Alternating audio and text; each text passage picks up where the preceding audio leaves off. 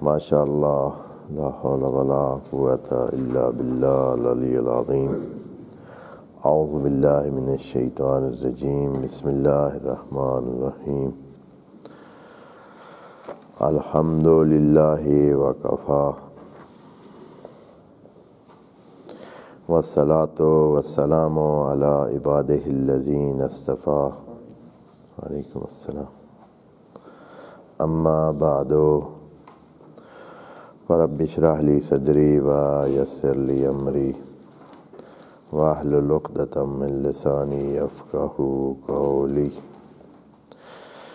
وقل رب ادخلنی مدخل صدق واخرجنی مخرج صدق واجعل لی من لدنک سلطانا نصیرا بسم اللہ وباللہ وتوکلت علی اللہ۔ قال اللہ تبارک و تعالی فی سورۃ البقرہ آیت نمبر 262 اعوذ باللہ من الشیطان الرجیم بسم اللہ الرحمن الرحیم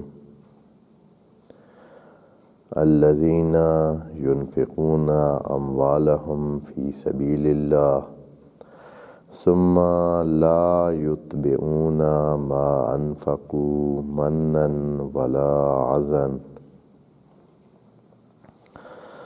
لهم اجرهم عند ربهم ولا خوف عليهم ولا هم يحزنون صدق اللہ العظیم۔ انفاق کے دائرے میں بحث چل رہی ہے۔ انفاق اپنے وسعت کے ساتھ ایک مہم عنصر بنا دیا ہے خدا کریم نے انسانی زندگی میں اور اس کی تعالی اور ترقی اور تکامل میں، کہ انسان کو باقی کائنات کو دیکھ کر وہی کائناتی رویہ اپنانا چاہیے کہ کائنات کی ہر چیز، خدا کی خلق کردہ ہر چیز دینے والی ہے، انفاق کرنے والی ہے، خود کو خرچ کرنے والی ہے۔ اللہ تعالیٰ نے جو بھی بنایا ہے وہ سارے کا سارا اس طرح ہے کہ وہ اپنے آپ کو خرچ کر رہا ہے تاکہ دوسروں کو فائدہ ہو، یا بہرحال چاہے وہ جانتے ہوں وعلیکم السلام یا نہ جانتے ہوں، جاننے والی مخلوق ہو یا نہ جاننے والی، لیکن خدا نے جس انداز میں تمام خلقت کو بنایا ہے، تمام اپنی مخلوقات کو بنایا ہے، ہر چیز اپنی جگہ پہ اپنا کام کر رہی ہے، اور وہ کام اس کے اپنے لیے نہیں ہے۔ وعلیکم السلام۔ وہ دوسروں کے لیے ہے، یعنی اس کا فائدہ خود اس کو نہیں ہے، اس کا فائدہ دوسروں کو ہے، چاہے وہ پانی ہو، چاہے زمین ہو، مٹی ہو، سورج ہو، چاند ہو، ستارے ہوں، کچھ بھی ہو، ان کو خود کے لیے کچھ نہیں ملنے والا، اس لیے کہ ان کی زندگی کے لیے آگے ابدی زندگی کا کوئی خدا کریم نے معاہدہ نہیں رکھا ہوا ہے، لیکن انسان کے لیے خدا کریم نے کہا ہے کہ انسان تو بھی ان جیسے کم از کم بن، کہ تو بھی خرچ کر جو تیرے پاس ہے، جو تمہیں دیا ہوا ہے، مما رزقناکم، جو ہم نے دیا ہے، تیرا بھی نہیں ہے، ہم نے دے رکھا ہے، عارضی طور پر تیرے پاس ہے، اس کو خرچ کر، اور اس کو خرچ کرے گا تو خدا کریم نے باقی چیزوں کو تو کوئی گارنٹی نہیں دی. اب سورج اگر اتنی کروڑوں سال سے ایک سروس دے رہا ہے یا کر رہا ہے اور اللہ کے حکم سے وہ ایک چکر میں چل رہا ہے، ایک فلک میں پھر رہا ہے، تو اس کو کیا ملنا ہے؟ بس ایک دن آئے گا کہ اس کو لپیٹ دیا جائے گا اور بات ختم. زمین اتنی خدمت کر رہی ہے، انسانوں کو سب کچھ دے رہی ہے، باقی چیزوں کو سب کچھ دے رہی ہے، جو کچھ اپنے سے اس کے پاس ہے. وہ خلق لکم ما فی الارض جمیعا، انسانوں آپ کے لیے زمین میں موجود ہر چیز خلق کیا. یعنی زمین آپ کی سروس میں انفاق کرنا اس کے فطرت میں لکھ دیا گیا ہے. وہ انفاق کرے گی، خرچ کرے گی، دے گی. تو یہی چیز انسانوں سے بھی خدا کریم نے چاہی ہے کہ انسان میری خلقت جیسے تم، باقی خلقت جیسے تم بھی بن جاؤ. اور ساتھ یہ بھی کہا ہے کہ اے انسان، تمہیں اس دنیا میں بھی تمہاری کمزوری نہیں ہوگی، تمہیں کوئی کمی کاستی نہیں ہوگی انفاق کرنے سے. اور پھر آج جس آیت میں ہم آئے ہیں، اس میں خدا کریم اس آخرت کے لیے بھی، ابدی زندگی کے لیے بھی گارنٹی دے رہا ہے کہ نہ صرف یہ ہے کہ تمہیں انفاق کرنے سے اور خرچ کرنے سے یہاں کوئی کمی کاستی نہیں ہوئی. جیسے کہ خدا کریم نے اب زمین خرچ کرتی ہے، مسلسل دے رہی ہے، مسلسل وہ اپنے سے چیزیں دے رہی ہے. لیکن کوئی بندہ اگر کہے کہ زمین سے کچھ کم ہوا ہے، مسلسل دے رہی ہے. سمندر مسلسل لوگ ادھر سے کروڑوں ٹن چیزیں نکال رہے ہیں، سمندر سے کروڑوں ٹن چیزیں نکال رہے ہیں. خود مچھلیاں نکال رہے ہیں، کھانے کی چیزیں، دوسری چیزیں، پتہ نہیں کیا کیا چیزیں سمندر سے نکالی جا رہی ہیں. کروڑوں ٹن، ایسے تھوڑا نہیں ہے، اربوں ٹن بن جاتا ہے سالوں میں. نکالا جا رہا ہے. لیکن کیا کام ہوا ہے اس میں؟ زمین سے اربوں انسان خوراک لے رہے ہیں، زمین سے چیزیں نکل رہی ہیں. آپ ایک دانہ ڈالتے ہیں، پتہ نہیں کیا کچھ نکل آتا ہے وہاں سے، کتنا کچھ نکل آتا ہے. ایک من ڈالتے ہیں، سینکڑوں من نکل آتا ہے.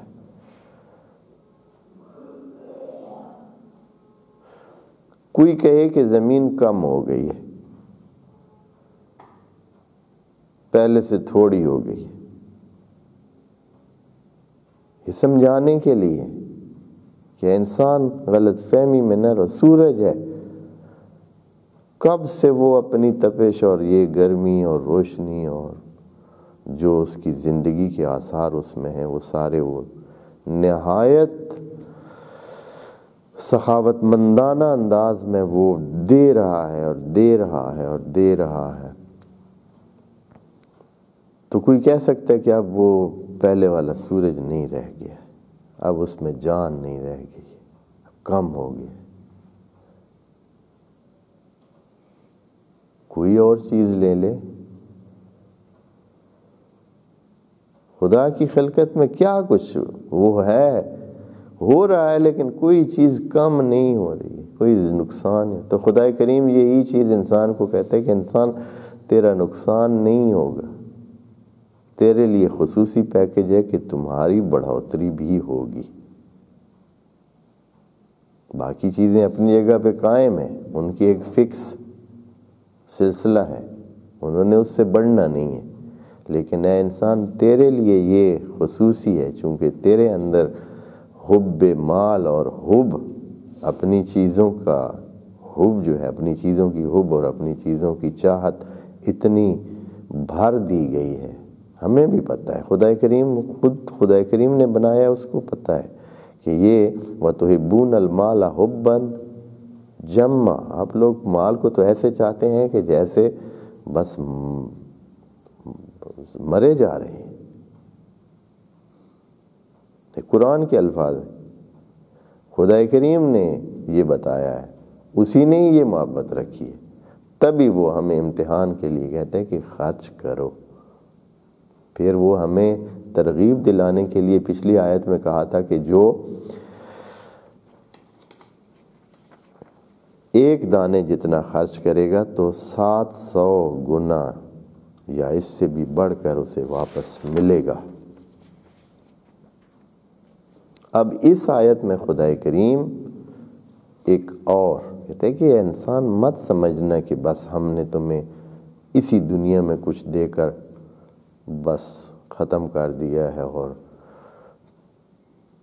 یہی کچھ ہے، یہاں ہی تو نے کھا پی لینا ہے. کوئی انسان کہے کہ بھائی چلے مجھے 700 گنا ملے یا مجھے 1400 گنا ملے یا اس سے بھی زیادہ ملے، کچھ زندگی ہے پھر میں نے ختم ہو جانا ہے، مر جانا ہے، کھپ جانا ہے، سارا میرا بنا بنایا ہوا حاصل کیا ہوا سب کچھ تو یہاں رہ جانا ہے، ضائع ہو جانا ہے.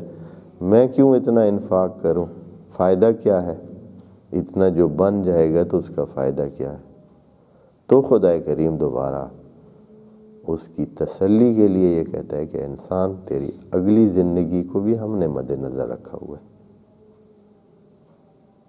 تمہیں جو خدشات آ رہے ہیں، تمہیں جو خوف آ رہا ہے اگلی زندگی کا، آگے کا خوف، یہی ہوتا ہے انسان کے پاس کہ جب انسان کے پاس بہت کچھ جمع ہو جاتا ہے تو وہ اسے کھونے کے خوف میں مبتلا ہو جاتا ہے. آپ کو کچھ بھی مل جاتا ہے پھر آپ کو یہ خوف طاری رہتا ہے کہ یہ مجھ سے چھن نہ جائے، ختم نہ ہو جائے، وہ جو بنا ہوا ہے سلسلہ وہ ٹوٹ نہ جائے، خراب نہ ہو جائے. تو خدا کریم یہاں فرماتا ہے کہ لا خوف علیہم ولا هم یحزنون. دیکھیں الذین ینفقون اموالہم فی سبیل اللہ، بس اتنا اللہ چاہ رہا ہے کہ وہ جو انفاق کرتے ہیں، خرچ کرتے ہیں اپنے اموال کو فی سبیل اللہ، اللہ کی راہ میں. سبیل اللہ کا معنی بار بار عرض کر چکے ہیں کہ اس کا معنی صرف جہاد نہیں ہے. یہ ایک قسم کی نفسیاتی کیفیت قائم ہو گئی تھی تاریخ میں، جس کی وجہ سے بہت سارے مفسرین نے بھی اپنا اس کا ترجمہ اور تفسیر اس رنگ میں کیا ہے کہ جہاد کے لیے. حالانکہ دین کے اس میں جہاد ایک، جہاد سے مراد قرآن میں تو لفظ جہاد سے مراد جنگ ہے ہی نہیں.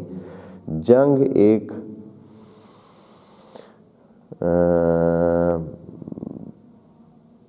ضمنی چیز ہے، یعنی ضرورت کے مطابق ہے کہ اگر ضرورت پیش آتی ہے، اور اس میں بھی زیادہ تر دفاعی انداز میں جو جنگ ہے. وَإِلَّا خود جنگ کر کے دین کو پھیلانا تو کسی صورت میں مد نظر ہے ہی نہیں. تمام انبیاء کی زندگی کسی نبی کو یہ نہیں کہا ہے کہ آپ فوجیں تیار کریں، آپ لشکر تیار کریں، آپ یہ کریں وہ کریں، تاکہ آپ نے جنگیں کرنی ہیں اور آپ نے یہ فتح کرنا ہے اور وہ فتح کرنا ہے. نبیوں کو جو حکم تھا یا جو کچھ وہ کرتے تھے وہ صرف اور صرف تبلیغ اور اللہ کا پیغام اور حقیقت کو بیان کرنے کا ہی پیغام تھا. لیکن کیا ہوا کہ نبیوں کے جانے کے بعد، تمام نبیوں، تمام رسول کے جانے کے بعد لوگوں نے اپنی تشریحات شروع کر دیں. جیسے کہ خدا کریم نے رکھا ہوا ایسے کہ بھائی چھوٹ دی ہوئی ہے تاکہ ایمان کو آزمایا جائے کہ آیا یہ اس پہ پابند رہتے ہیں یا جاہلیت اولیٰ کی طرف پلٹ جاتے ہیں. قرآن نے جو الفاظ استعمال کیے ہیں وہ جاہلیت اولیٰ کے ہیں، یعنی پہلے کی طرح جاہل بن جاتے ہیں. یعنی نبی رسول آئے ہیں آپ کے درمیان، انہوں نے پیغام پہنچایا ہے، حقیقت بتائی ہے، اس وقت کچھ لوگوں نے عمل کر لیا ہے یا کچھ لوگوں نے تھوڑا عمل کیا ہے، کچھ پورا عمل کیا ہے، اور جب وہ رسول یہاں سے گئے ہیں تو دوبارہ یہ لوگ کدھر پلٹے ہیں؟ جاہلیت اولیٰ کی طرف، یعنی جیسے پہلے جاہلانہ طرز عمل رکھا ہوا تھا وہی، یعنی اپنی مرضی، اور اس کے مطابق دین کو بھی پھیرنا کہ بھائی دین یہی کہہ رہا ہے، ہم جو کر رہے ہیں تو وہ یہ دین ہی کہہ رہا ہے۔ تو یہ جو جنگیں شروع کی تھیں اور جنگوں کا ایک سلسلہ کیا تھا، تو یہ بھی اسی طرح تھا۔ کوئی رسول خدا نے اس قسم کی بنیاد نہیں رکھی کہ وہ جنگیں چاہتے تھے یا فتح کرنا چاہتے تھے یا جہان کو، یا انہوں نے کوئی لشکر تشکیل دے کر صرف وہ جو کچھ پیش آیا اس کو انہوں نے نبھایا یعنی جو کچھ پیش آیا جنگوں کی صورت میں اور مسائل کی صورت میں تو اس کو انہوں نے نبھایا، وإلا اپنی طرف سے جنگوں کے لیے انہوں نے کوئی اسٹریٹجی یا کوئی پلان یا کوئی لشکر بنانے کے اور فوجیں بنانے کا کوئی انتظام نہیں کیا، حتیٰ آخری دم تک نبی کریم جب رحلت کے ایام میں موجود تھے تو لوگوں سے کہہ رہے تھے کہ بھائی وہ جو ایک جنگ کے لیے ایک لشکر دوسری طرف سے تیار ہو کے آنے والا ہے، اس کے حملے کا خطرہ ہے، اور وہ لوگ تو اس کے لیے آپ تیار ہو جائیں، لیکن اپنے لوگوں میں سے کوئی تیار ہونے کے لیے بھی نہیں راضی تھا۔ اسامہ بن زید جو ہے لشکر کے جرنیل رسول خدا کی طرف سے، وہ شہر کے باہر پڑاؤ انہوں نے ڈالا ہوا تھا۔ رسول خدا ان کو کہہ رہے تھے کہ آپ جائیں لشکر کے ساتھ ملحق ہو جائیں اور کوئی تیاری کریں، تو کوئی بھی نہیں تیار ہو رہا تھا۔ یعنی اس طرح کی کوئی، اگر رسول خدا کے مشن میں یہ ہوتا کہ وہ انہوں نے ایک جنگی اسٹریٹجی اور جنگی پروگرام رکھنا ہے تو ان کو یہ اپنے اس میں ایک لشکر، جیسے کہ باقی ممالک کی فوجیں تھیں، باقی ممالک کا ایک نظام تھا، لیکن اسلام کے اس میں کوئی نظام نہیں تھا۔ وہی جیسے کہ عارضی تیاری ہوتی ہے، بھائی پیش آ گئی ہے تو اب نبھانا ہے، جو جو جنگ کر سکتے ہیں، جو جو تیار ہیں وہ آ جائیں، اس طرح ہوتا تھا، کوئی باقاعدہ نظام۔ بہرحال لیکن کیا کیا بعد میں، حکومت مد نظر ہو گئی، اور حکومت بنانے کے لیے اور حکومت چلانے کے لیے تو یقیناً فوج چاہیے ہوتی ہے، اور پھر باقاعدہ فوجی سلسلے ہو گئے اور فوجیوں میں کمانیں تقسیم ہوئیں، اور کہ بھائی یہ ایریا اس کا اور یہ لشکر اس کا اور یہ حصہ اس بندے کا، تو اس طرح کی صورت، جبکہ رسول خدا کے زمانے میں یہ بالکل بھی اس طرح کی کوئی صورتحال نہیں تھی۔ اسی وقت طے کیا جاتا تھا، رسول خدا اسی وقت کسی کو کہتے تھے کہ آج تو کمانڈر ہے، بس علم اس کے ہاتھ میں دے دیا جاتا اور کہا جاتا کہ یار آپ کمانڈر ہیں، کوئی باقاعدہ نظام نہیں تھا۔ اور یہ دلیل ہے اس بات کی کہ جنگیں، لڑائیاں یہ دین کے پروگرام کا حصہ نہیں۔ تو فرماتے ہیں کہ ينفقون اموالهم فی سبیل اللہ، اور سبیل اللہ بہت ساری آیات میں اس کی وضاحت ہوئی ہے۔ سبیل اللہ یعنی جو اللہ نے فریم ورک آپ کو دیا ہے، جو اللہ نے راستہ دیا ہے، جو بھی ہے اپنی زندگی کا راستہ۔ آپ ایک فرد ہیں تو فردی زندگی، آپ اگر ایک گھرانہ ہے تو گھرانے کی زندگی کا اس نے فریم ورک دیا ہے کہ اس میں کس نے خرچ کرنا ہے، کتنا خرچ کرنا ہے، کن کن پر خرچ کرنا ہے۔ اگر ایک معاشرے میں رہتے ہیں تو اس کا خدا کریم نے ایک صراط بتا دیا، ایک سبیل بتا دیا ہے کہ یہ طریقہ ہے اپنے معاشرے میں رہنے کا، اپنے ہمسایوں کے ساتھ کس طرح کرنا ہے، کتنا ان پہ خرچ کرنا ہے، کتنے اپنے جو نادار لوگ ہیں، مستحق لوگ ہیں، ان پہ کتنا خرچ کرنا ہے، اور یہ ساری چیزیں بہت واضح ہیں۔ یہ سارا سبیل اللہ ہے۔ جب یہ کرتے ہیں خرچ، ثم لا یتبعون ما انفقوا منا ولا اذن، اس کے بعد جب انسان دے بیٹھتا ہے نا کچھ یا خرچ کرتا ہے تو اس میں دو صورتحالیں پیش آتی ہیں۔ اب یہاں جو معنی کیا ہے وہ تم آپ لوگ کیونکہ پڑھتے رہتے ہیں تو آپ کو پتہ ہوگا کہ من کا معنی احسان کیا ہے، کہ احسان جتانا، یعنی کہنا کہ ہاں بھائی ہم ہی تو ہیں آپ کو دے رہے، ہم ہی تو آپ کو سپورٹ کر رہے ہیں. ہاں. یا یہ ہے کہ اذیت دینا، تکلیف میں رکھنا، کہ دینا اور پھر مثال کے طور پر توہین آمیز رویہ رکھنا جس سے ان کو تکلیف ہو. لیکن ایک اور جو کہ من کے لحاظ سے منن سے ہے، اور قرآن میں یہ لفظ بہت دفعہ استعمال ہوا ہے، تو جو اس کا صحیح معنی بنتا ہے یہ کہتے ہیں اس اصلی چیز کو جو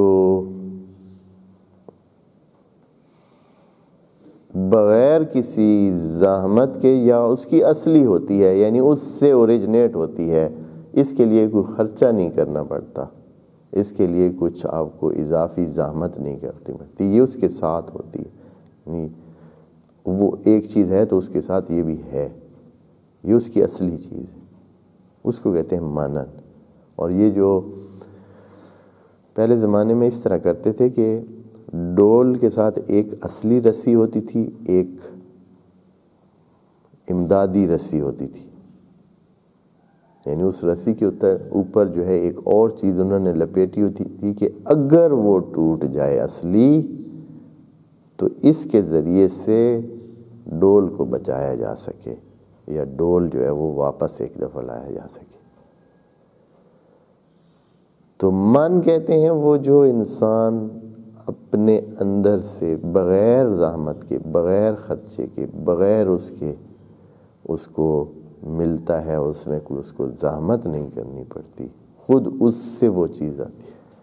اور اسی سے ہی بہت سارے الفاظ ہیں، بہت سارے الفاظ ہیں. منیہ موت کو کہتے ہیں، موت پر خرچہ نہیں ہوتا ہے، موت خود سے آتی ہے. منیہ، منی کا لفظ بھی ہے جو کہ اسی لفظ سے ہی ہے، یہ بھی کہ وہ بھی انسان کو کوئی زحمت کی نہیں، وہ انسان کے اندر سے ہی ایک اوریجنیٹ ہونے والی چیز ہے، جس میں کوئی خرچہ، کوئی چیز نہیں ہوتی ہے کہ کوئی انسان زحمت کرے یا کوئی اس پر بوجھ ہو یا اس طرح. اور بھی اسی طرح کے معنی. تو یہاں فرماتے ہیں لا یتبعون ما انفقوا منن، یا وہ جو من و سلوہ ہے، من و سلوہ بھی آپ نے سنا ہے نا. من یعنی وہ جو زحمت کے بغیر حاصل ہونے والا کھانا تھا، من تھا یعنی جس میں کوئی زحمت نہیں ہوئی ہے، کھانا بھی ہے، کھانے کی چیز مل گئی ہے اور اس میں زحمت بھی نہیں کرنی پڑی. من، وہ جو من و سلوہ ان کو ملا. اسی طرح اور بہت سارے الفاظ ہیں. تو یا جیسے تمنی ہے، تمنی کا مطلب یہ ہے کہ انسان خود سے کوئی چیز چاہتا ہے، یعنی جس پہ کوئی وہ سمجھتا ہے کہ یعنی وہ اس کا دل ہے کہ یہ بغیر خرچے کے حاصل ہو جائے. تمنی ایک ہوتا ہے رجا، ایک ہوتا ہے تمنی یعنی خیالی پلاؤ پکانا. خیالی پلاؤ پہ کتنا خرچہ ہوتا ہے، صرف آرزو کرنا، کاش ایسے ہو جاتا. اب کاش ایسے ہو جانے پہ کچھ بھی نہیں لگتا ہے، ہو جانے پہ تو لگتا ہے، کاش ہو جانے پہ کچھ نہیں لگتا.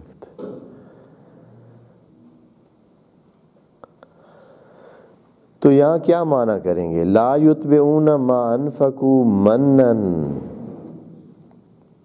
کہ جو انہوں نے انفاق کیا ہے اس کے بعد اس کے پیچھے نہیں چلاتے. یتبعون یعنی اس کے بعد اس کے ساتھ نہیں کرتے، ساتھ تو اس وقت وہ کچھ نہیں کہتے، کر دیتے ہیں، کر رہے ہیں، اچھائی کر رہے ہیں. پھر یہ ہے کہ اس کو اس کے بعد من نہیں کرتے، کوئی من اس کا پیچھے نہیں لے آتے. منن کوئی ایسی چیز جو کہ خود سے بنائی ہوئی ہو انہوں نے،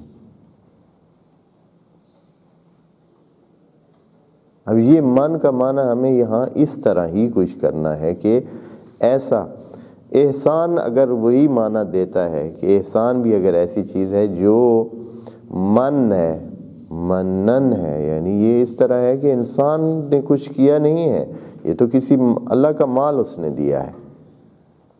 اگر وہ اپنے سے کچھ بڑائی کا احساس دلا رہا ہے، یا جسے ہم احسان کہتے ہیں، شاید لازم معنی ہو احسان، یعنی وہ کہتا ہے کہ میں نے کچھ کیا ہے، یعنی اپنے سے کچھ کہہ رہا ہے، جبکہ یہ کام حقیقتاً تو اس نے نہیں کیا ہے، حقیقتاً تو مال خدا اس نے دیا ہے۔ اگر اس نے کچھ صرف کیا ہے تو وہ مال خدا دیا ہے، لیکن وہ اس کو اپنی طرف وہ کر رہا ہے، یعنی ضائع کر رہا ہے خدا کے سامنے۔ من ہوگا جب وہ اندر سے ضائع کرتا ہے، یعنی وہ کہتا ہے کہ میں نے کچھ کیا ہے، اور اذن اس وقت ہوگا جب وہ لوگوں کو یہ بات کہے گا۔ جب لوگوں کو یہ کہے گا تو ان کو تکلیف ہوگی، جب اپنے اندر سوچے گا تو من ہوگا، جب اپنے اندر یہ سوچے گا کہ میں نے بڑا کام کیا ہے، واہ بھائی واہ، میں کتنے لوگوں کو یہ کر، ہاں کتنے لوگوں کو دے رہے ہیں، کتنے لوگوں کو ہیلپ کر رہے ہیں، مدد کر رہے ہیں۔ اگر یہ اس کے ذہن میں یہ چیز نہ ہو، یہ جو اپنے اندر سے وہ بنا رہا ہے، اپنے اندر ہی خود سے وہ کچھ اس طرح کا کر رہا ہے کہ تکبر کی صورت اس میں پیدا ہو رہی ہے، اور اس کے اندر غرور سا پیدا ہو رہا ہے، یہ نہ ہو۔ اور دوسرا یہ ہے کہ اذیت بھی نہ ہو۔ یہ مفعول تو ذکر نہیں کیا یہاں، دیکھیں نا آپ نے، یہ جو من اور اذا ہے اس کا مفعول تو ذکر نہیں کیا ہے۔ یہ من کس پر ہے یا اذا کس پر ہے؟ ہو سکتا ہے اصلا من کیا ہے، من جو ہے وہ لازم ہو، اور لگتا ہے ایسے کہ وہ لازم ہے، اس لیے وہ خود پر ہی حمل ہو سکے، یعنی یہ ہے کہ وہ خود اپنے اندر بھی اس طرح کا احساس نہ کرے کہ میں نے کچھ کیا ہے، اس کو یہ خدمت سمجھے یا ایک قسم کی اللہ کا دیا رزق ہے جو اس نے خرچ کیا ہے۔ ولا اذن، اور نہ ہی کسی اذیت کا باعث بنے۔ نہیں کہا ہے کہ کس کو اذیت نہ کرے، نہیں کہا ہے، یعنی اپنے اس کام سے، اپنے اس انفاق سے، اپنے اس خرچ کرنے سے، ہو سکتا ہے کہ خرچ فی سبیل اللہ کر رہا ہے لیکن دوسرے کو تکلیف پہنچا رہا ہے، اس کی وجہ سے کتنے لوگ تکلیف میں۔ فی سبیل اللہ مثلاً وہ بنا رہا ہے کیا جی، فرض کریں کہ کوئی کنواں کھدوا رہا ہے، مثال کے طور پر فی سبیل اللہ کنواں نکال رہا ہے پانی تک آئے، اور اس کے نتیجہ یہ ہے کہ 100 گھر کے جو آس پاس کے گھر ہیں ان کا پانی خشک ہو رہا ہے۔ یہ اذیت ہے نا۔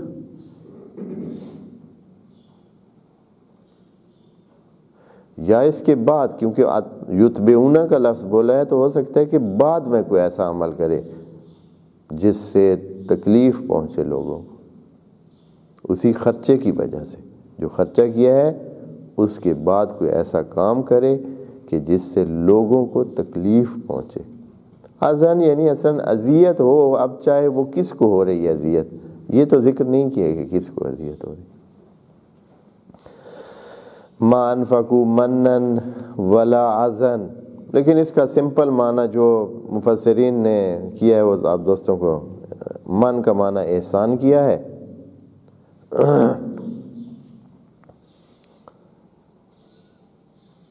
اور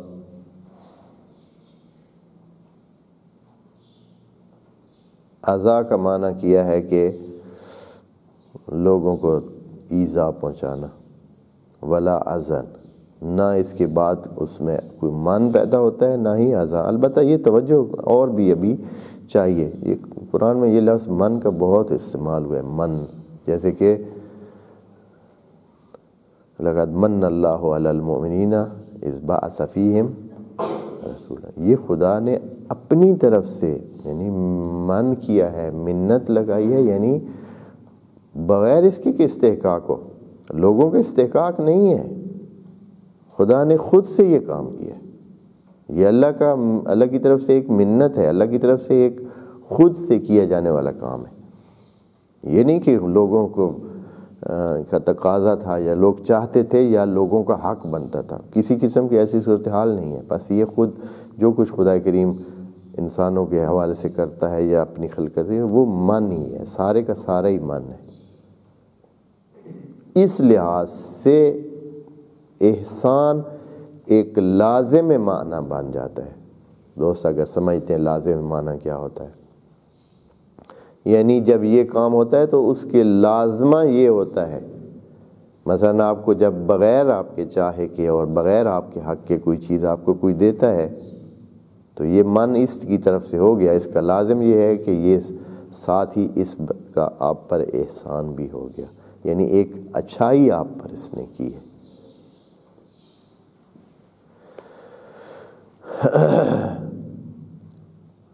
لا یتبعون ما انفقوا منا ولا اذن. تو یہ کیا ملے گا ان کو اللہ؟ جو اس طرح بالکل صاف پاک عمل انہوں نے کیا، خرچ کیا ہے، فی سبیل اللہ بھی تھا، اور اس کے بعد کوئی اپنے اندر بھی غرور اور تکبر کی کیفیت یا خود بڑائی کی کیفیت نہیں ہے کہ میں بڑا کام کرنے والا ہوں یا میں نے بہت بڑا کام کر دیا ہے، اور نہ ہی کسی کو تکلیف پہنچا رہا ہے، نہ اپنے اندر اس کی کوئی خرابی ہے نہ ہی باہر خرابی ہے. بالکل صاف ستھرا کام ہے، ایک پاکیزہ اور الہی کام ہے فی سبیل اللہ میں. تو خدا کریم فرماتا ہے لہم اجرہم، ان کو ان کا ہے، لہم ان کو ملے گا. یعنی اللہ نے لہم کو پہلے، یعنی اتنی اہمیت دی ہے کہ لہم کو پہلے ذکر کر دیا. کہنا تھا اجر لہم، لیکن نہیں، لہم اجرہم. یعنی یہ لوگ اتنے پاکیزہ ہیں، اتنے برتر ہیں کہ خدا کریم ان کا نام پہلے لینا چاہتا ہے. لہم اجرہم، اور پھر کدھر؟ علی ربہم نہیں کہا، لہم اجرہم علی ربہم بنتا ہے، عام جملہ یہ بنتا ہے، لیکن خدا کریم فرما رہا ہے عند ربہم، یعنی اللہ ان کو اپنے پاس بٹھا کر جو ہے دے گا. یعنی ایک یہ ہے کہ آپ کو کوئی بندہ عزت و احترام دیتا ہے، آپ کو کھانے کی دعوت کرتا ہے، آپ آتے ہیں، آپ کا کھانا ادھر لگا دیا جاتا ہے اور آپ کھاتے ہیں اور چلے جاتے ہیں. ایک ہوتا ہے کہ آپ کو اپنے ساتھ بٹھا کر اپنی محفل میں جگہ دے گا. ابھی صدارتی مہمان ہوتے ہیں نا، کتنے ہیں مختلف قسم کے. بھائی یہ صدارتی مہمان ہیں، جائیں گے صدر ہاؤس میں، وہاں اچھے سے حال میں ان کو کھانا بھی ملے گا، سب چیز احترام یہ وہ فلاں ملے گا، ٹھیک ہے جی اللہ دے. لیکن ایک دفعہ ہوتا ہے کہ وہ صدر کیا کرتا ہے، خود اپنے اسی میز پہ آپ کو بٹھاتا ہے جہاں وہ خود بیٹھا ہے، اس میز پہ کھانا آپ سب مل کے کھاتے ہیں. یعنی وہ خود بھی وہاں موجود ہوتا ہے اس محفل میں. تو خدا کریم یہ لفظ کہہ کر کہنا چاہتا ہے کہ اتنا قرب ہوگا کہ یوں سمجھیں جیسے اللہ کے ہی دستر، جیسے خدا کریم نے کہا ہے کہ وادخلی فی عبادی وادخلی فی عبادی وادخلی جنتی، میری جنت میں آ جاؤ. اب اللہ کی بھی سمجھے جنت ہے بھائی. یعنی وہ کہنا چاہتے ہیں کہ یعنی اتنے قریب ہوں گے کہ جیسے کہ یہ اس جنت میں جو میری اپنی ہے، باقی جنت بھی اللہ کی ہے.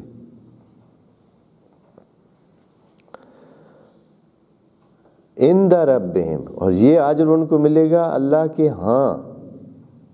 بہت ساری جگہوں پہ، دوسری جگہوں پہ یہ ہے کہ یہ اللہ ان کو اجر دے گا. باقی یہ کہ عند ربہم والی کہانی نہیں ہے، یہ خاص طور پر ان کے لیے عند ربہم ولا خوف علیہم ولا ہم یحزنون. اور وہ خوف جو پچھلے ریوارڈ میں تھا، وہ جو پچھلی آیت میں ذکر ہے کہ آپ کا 700 گنا ہو جائے گا، اس میں خوف ہے. اس میں خوف یہ ہے کہ یہ تو کچھ دنوں کی بات ہے، پھر میں کیا کروں گا. اتنا بن بھی جائے گا، اتنا مل بھی جائے گا، ملنے کے بعد بھی میں تو کچھ دن کے لیے یہاں ہوں، حاصل کیا ہوگا؟ پھر بھی مجھ سے چھن جائے گا، ختم ہو جائے گا، کم اور نہیں تو میں ختم ہو رہا ہوں. آہستہ آہستہ یہ کھانے پینے کے دن بھی گزرتے جا رہے ہیں، آرام و سکون کے دن بھی گزرتے جا رہے ہیں، یہ یعنی جوانی ختم ہو رہی ہے تو پھر بندے کو بس ٹائم پاس ہی ہوتا ہے، پھر تو بندے کو کچھ چیز اچھی بھی نہیں لگتی، پھر یہ خوف ہوتا ہے کہ آدمی ضائع ہی ہے، پھر ہر چیز ہوتے ہوئے بھی بندہ کھا بھی نہیں سکتا ہے، پی بھی نہیں سکتا ہے، جی بھی نہیں سکتا۔ تو خدا کریم فرماتا ہے کہ یہ جو خوف پچھلے اس میں ذکر ہوئے ہیں وہ بھی نہیں ہے۔ وہ اس سے یہ بھی پتہ چلتا ہے دوستو کہ وہ جو انفاق پر اللہ نے وہ والا رکھا تھا، وہ والا حصہ جو ہے مثل الذین ينفقون، وہ سب کے لیے، وہ کافروں کے لیے بھی ہے، اس لیے کہ ادھر انہوں نے کہا ہے مثل الذین ينفقون اموالهم فی سبیل اللہ، فی سبیل اللہ تو خیر اس کو محدود تو کر ہی دیتا ہے کہ اس میں یعنی فکس ہو جاتا ہے، لیکن اس سے جو پہلی آیت ہے اس میں فی سبیل اللہ کی ذکر نہیں ہے۔ اس میں کیا کہا ہے؟ اس میں جنرل قسم کا، ہر قسم کا کہ اے انسانوں ابھی اس کو آپ خرچ کرنا چاہتے ہیں تو کر لیں، وہ جو پہلی آیت ہے جو آیت الکرسی سے بھی پہلے آیت تھی۔ اچھا خوب، یعنی اور یہ حقیقت ہے، ممکن ہے کہ اس کا ذکر نہ کیا ہو خدا کریم نے یہاں، لیکن چونکہ مال دنیا میں اضافے کی بات کی ہے تو وہ حتماً ان کے لیے بھی ہے، اور ایسا ہو بھی رہا ہے۔ حتیٰ کوئی جو اللہ پر ایمان نہیں بھی رکھتے ہیں ان کے مال میں بھی اللہ اسی طرح اضافہ کرتا ہے، اگر وہ کیا کرتے ہیں؟ انفاق کرتے ہیں۔ اگر وہ انفاق کرتے ہیں تو ان کے مال بھی اسی طرح بڑھتے ہیں۔ لیکن یہ جو آیت ہے اس میں خدا کریم جو وعدہ دے رہا ہے عند ربہم، یہ والی چیز ان کے لیے نہیں ہے۔ الذین ينفقون اموالهم فی سبیل اللہ ثم لا یتبعون ما انفقوا منا ولا حزن، اس کو کوئی اپنا کارنامہ نہیں قرار دیتے اور نہ ہی لوگوں کے لیے اذیت کا باعث بنتے ہیں، تو لہم اجرہم عند ربہم، یہ اللہ کے پاس اجر بھی پائے گے۔ جب من نہیں ہے یعنی اپنی طرف سے وہ نسبت ہی نہیں دے رہا ہے، وہ اپنی طرف اس کو لے ہی نہیں جا رہا ہے، وہ اس کو خدا کا مال سمجھ کر خدا کے راستے میں خرچ کر رہا ہے، تو پھر خدا کریم بھی کہتا ہے کہ بس تو یہ سمجھ کہ تیرا مال ضائع نہیں ہے، تیرا اجر میرے پاس ہے۔ لہم اجرہم عند ربہم ولا خوف علیہم، نہ تو ان کو خوف ہوگا اور نہ ہی حزن ہوگا۔ مال تو ضائع چلا جائے گا، اے اللہ جو مال رہ گیا ہے دنیا میں، بہت مال بن گیا ہے، انفاق کیا ہے، مال بن گیا ہے، بہت سارا مال ہو گیا ہے، اب جو رہ گیا ہے چلیں آگے تو ملے گا، آگے کا خوف نہیں ہے، لیکن دنیا میں تو بہت کچھ رہ گیا ہے، تو حزن تو انسان کو پیدا ہوتا ہے کہ بڑا مال تھا، بڑے سلسلے تھے، بڑے یہ وہ تھا، ہر چیز تھی، پتہ نہیں کیا کیا، بچے رہ گئے ہیں، مال رہ گیا، ہر چیز جو ہے وہ پیچھے رہ گئی۔ تو خدا کریم فرماتا ہے کہ یہ جو ملال ہے ذہن میں، دل پہ غم اندوہ ہے، یہ بھی نہیں ہوگا، یعنی اس کو ہم اس کا علاج کریں گے، ہم اس کے لیے ایسی ترتیب دیں گے کہ آپ کو یہ حزن بھول جائے گا، حزن رہے گا ہی نہیں۔ ولا خوف علیہم ولا ہم یحزنون، نہ تو ان کے لیے خوف ہے۔ خوف کو اور یحزنون کو آپ نے دیکھا ہے نا، یہ جملہ بہت ساری دفعہ آیا ہوا ہے قرآن میں، لیکن اس جملے کی بناوٹ عجیب ہے بڑی۔ جب خوف بولا ہے تو لا نافیہ کے بعد جو ہے وہ کہہ دیا ہے نکرہ بعد از لا، اس کا معنی ہوتا ہے کہ کسی قسم کا خوف، لیکن جب یحزنون بولا ہے تو وہاں فعل بول دیا ہے، یعنی جو ان کو حزن ہے۔